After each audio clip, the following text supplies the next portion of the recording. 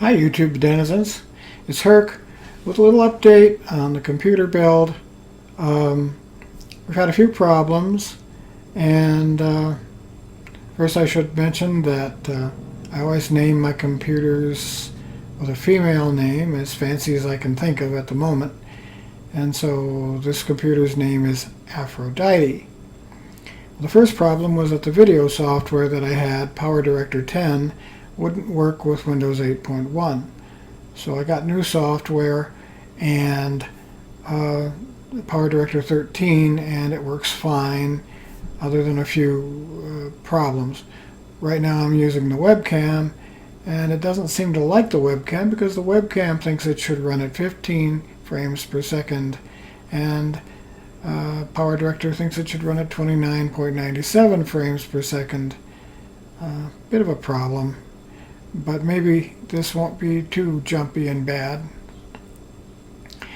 One of the first problems I had was the fans. I found they were hard to control, and I kept changing the wires around and finally disconnected the fan hub and replaced it with a Y-splitter, and they're controllable enough now. I'm able to keep the unit cool. It runs about 35 degrees centigrade when it's hot.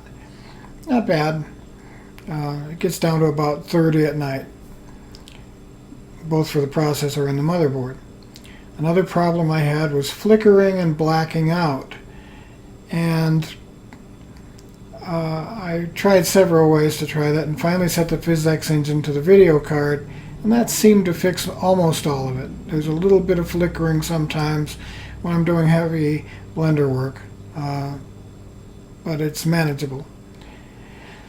Oh, another problem was the card reader, which was just too much for me. Too many wires, too many plugs, and I didn't need it.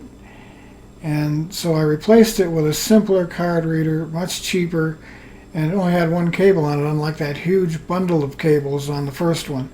And that was good. And while I was looking for that, I found a nice little drawer that holds nifty little items like USB keys and cables and so forth. So I installed that. Biggest problem with Blender that I'm having is that you can pack Blender files, but I didn't know that. So the computer that had the original Blender files on it is wiped, and now I'm having to relink all the textures with their objects in each file.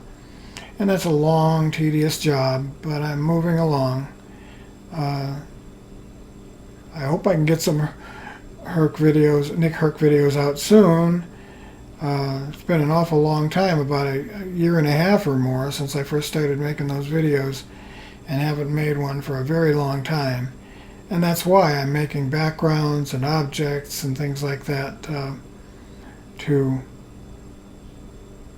make the thing go. And it's so much better than trying to find backgrounds online that are free that I can use. And of course the new ones are all three-dimensional, which is very nice.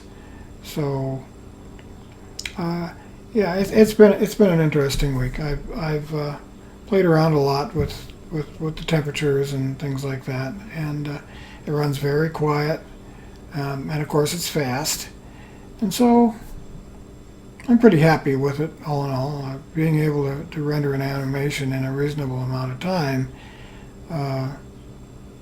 that would have taken me weeks, I can do it in one night now. So it was worth the trouble. And later on I plan to add another monitor so that my workflow can be faster, as well as another graphics card to speed it up. That should increase my rendering speed by about 50%.